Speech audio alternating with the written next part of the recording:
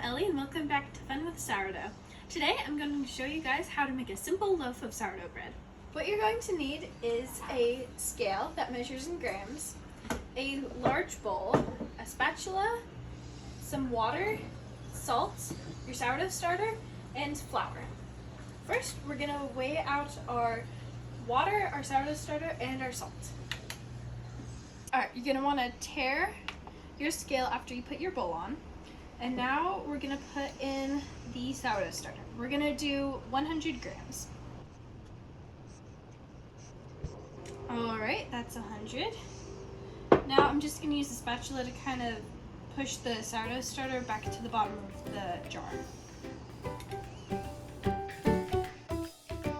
And now I'm going to tear this first.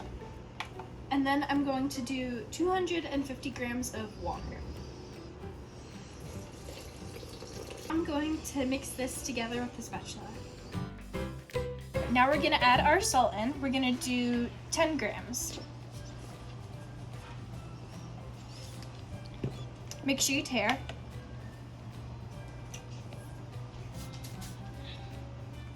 There we go. And now we're going to mix that together again.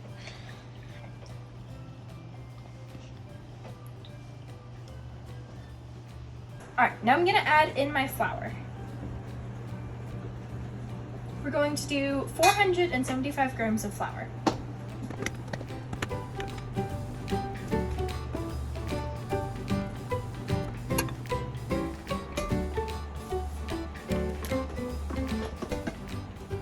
Alright, now I'm going to mix that together. Oh, and take it off the scale first.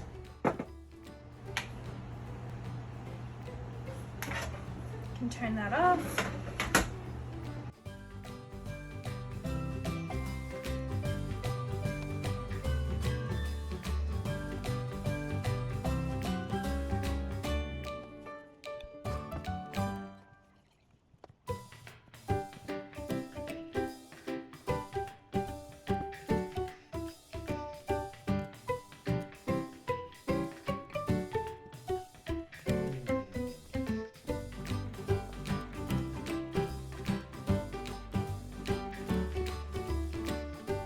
Alright, so you want your dough to be smooth, and mine is a little bit thick.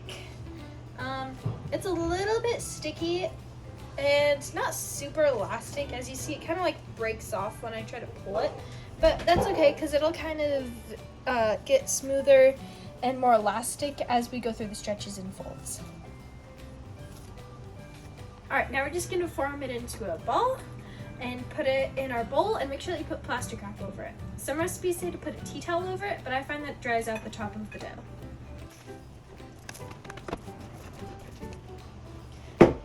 Alright, now we're going to start a timer for 20 minutes, and then we're going to do our first stretch and fold. Alright, my first 20-minute timer has gone off, and now it's time for the first stretch and fold. This is stretching and folding the bread. You pull it, and then you put it down, back on top of itself, and then you turn it about a fourth of the way, and then you do the same thing 4 times in a row. Sometimes I do it 5 times just to be sure that the bread is all good and stuff. Alright, then if you want, make it into a little ball, put it back in, put the plastic wrap back on, and then we set another 20-minute timer.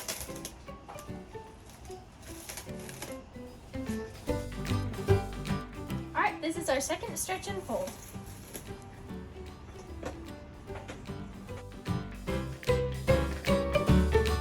Alright, now your dough should be smooth, stretchy, and a little bit less thick. It also shouldn't really be sticky. Alright, now I'm going to set another 20-minute timer.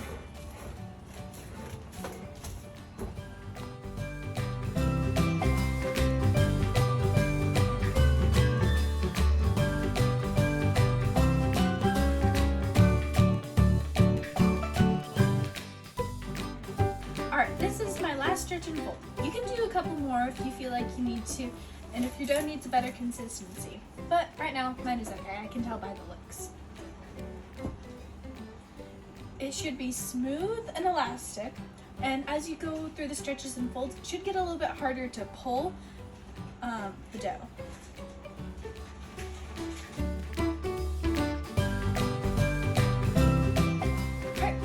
you want to form it into a tight, cute little ball. It shouldn't start ripping up here though. Sometimes that happens if you start to like form it too much.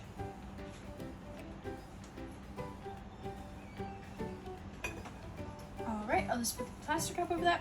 And now we'll let this do its big rise. So that should be like about 12 hours. Like 8 to 12 hours. If you do it for too long, it will turn into a wet, sloppy mess.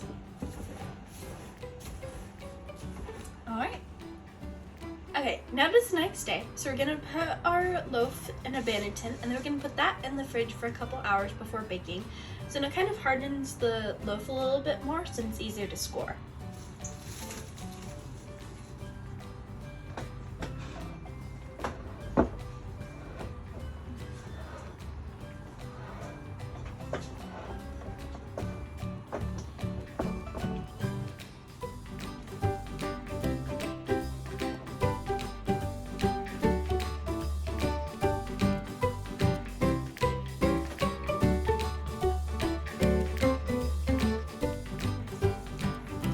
My loaf is a little bit stickier this time because I think it over fermented a little bit, but that's okay.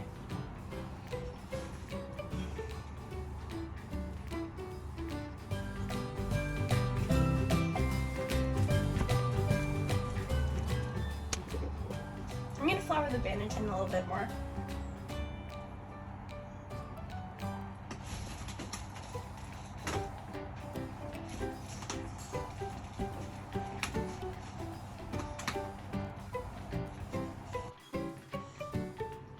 If your dough is super sticky, feel free to flour your banded tin a lot, or you can just put your loaf right into parchment paper and then in the banded tin, so that you can just pull it out of the parchment paper and put it in the oven when you bake it. It shouldn't need this much flour, but it's a little sticky this time.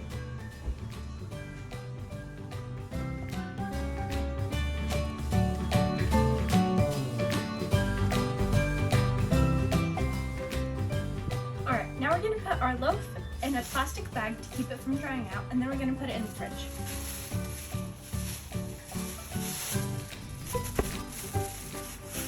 Alright, now I'll put it in the fridge.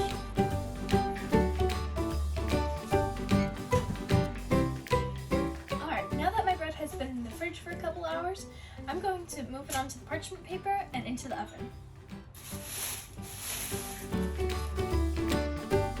Before I put it in the oven, I'm going to score it.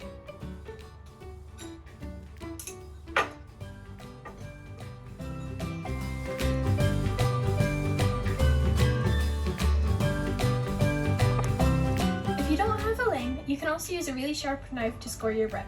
Now I'm going to put this in the oven.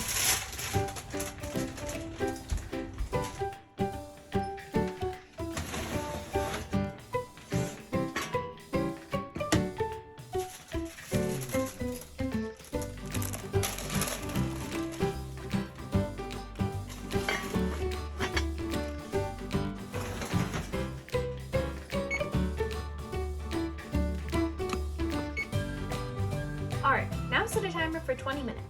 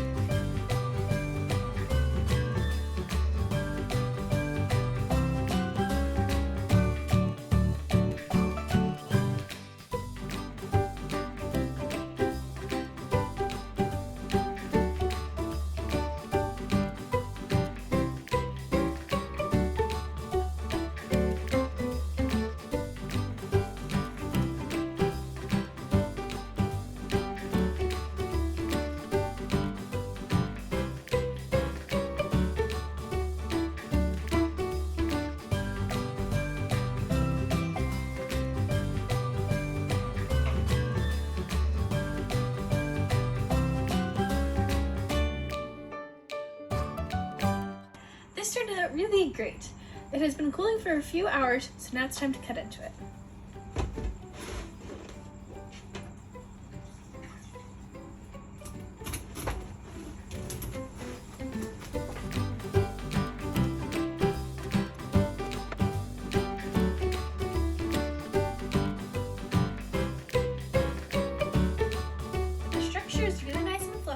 has lots of bubbles.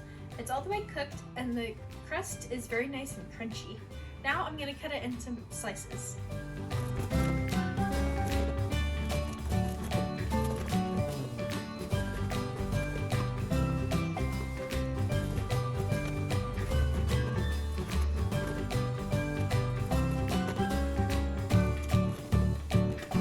Alright, now it's time to taste it.